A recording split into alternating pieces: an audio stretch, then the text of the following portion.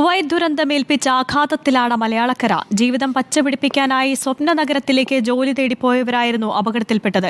ഇന്നലെ കുവൈറ്റിലെ മംഗഫിലുണ്ടായ തീപിടുത്തത്തിൽ ഉറ്റവർ പൊലിഞ്ഞപ്പോൾ പൊള്ളിയത് നമ്മുടെ നാടിനാണ്.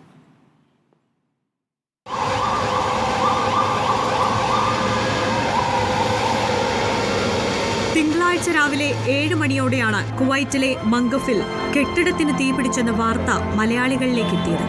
വേനൽ കടുത്തതോടെ കുവൈറ്റിൽ തീപിടുത്ത സംഭവങ്ങൾ വ്യാപകമായതിനാൽ പതിവ് സംഭവമെന്നേ കരുതിയുള്ളൂ.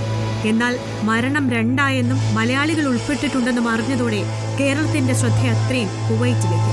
സാധാരണ തീപിടുത്ത വാർത്ത കുവൈറ്റ് കണ്ട നടുക്കുന്ന ദുരന്തമായത് അടുത്ത മണിക്കൂറുകളിലാണ്. മലയാളിയുടെ ഉടമസ്ഥതയിലുള്ള പ്രമുഖ കമ്പനിയായ NBTCയിലെയും ഹൈവേ സൂപ്പർ മാർക്കറ്റിലെയും ജീവനക്കാരാണ് ദുരന്തത്തിൽപ്പെട്ടത്. പുലർച്ചെ 4-നാണ് തീപിടുത്തമുണ്ടാകുന്നത്. താഴത്തെ നിലയിലാണ് ആദ്യം തീപിടിക്കുന്നത്. ഇത് പിന്നീട് ആദ്യ നിലയിലെ വിശ്രമമുറികളിലേക്കും താഴത്തെ ക്യാൻറ്റീനിലേക്കും പടർന്നു. ഇതിനിടെ ഗ്യാസ് സിലിണ്ടർ പൊട്ടിത്തെറിച്ചു.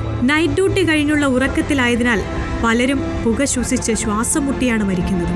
ജീവനും കൊണ്ട് കെട്ടിടത്തിൽ നിന്ന് താഴേക്ക് ചാടിയവരും ഏറെ. ഇവരിൽ പലരും മരിച്ചു.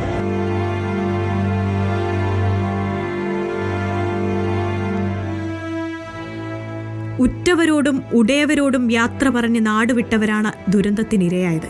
ഇവരിൽ നാട്ടിൽ നിന്ന് 4 ദിവസം മുന്നേ തിരികെ പോയവരും അടുത്ത മാസം വരാനുള്ളവരുമൊക്കെ ഉണ്ടായിരുന്നു. കുവൈറ്റിലെ ശമ്പളം കൊണ്ട് പുതുവീട് പണിത് താമസം മാറാനിരുന്നവരും നാടിനെ ആകെ കരയിപ്പിച്ചു. കഴിഞ്ഞ മാസം ആദ്യ ശമ്പളം അയച്ചുകൊടുത്ത ചെറുപ്പക്കാരനും മകളുടെ +2 വിജയത്തിന് സമ്മാനമായി അടുത്ത മാസം വരാനിരുന്ന അച്ഛനും വെന്തുമരിച്ചു. എല്ലാ പ്രതീക്ഷകളെയും തീപിടിച്ച പുലരി തല്ലിക്കെടുത്തുകയായിരുന്നു. Research desk, reporter.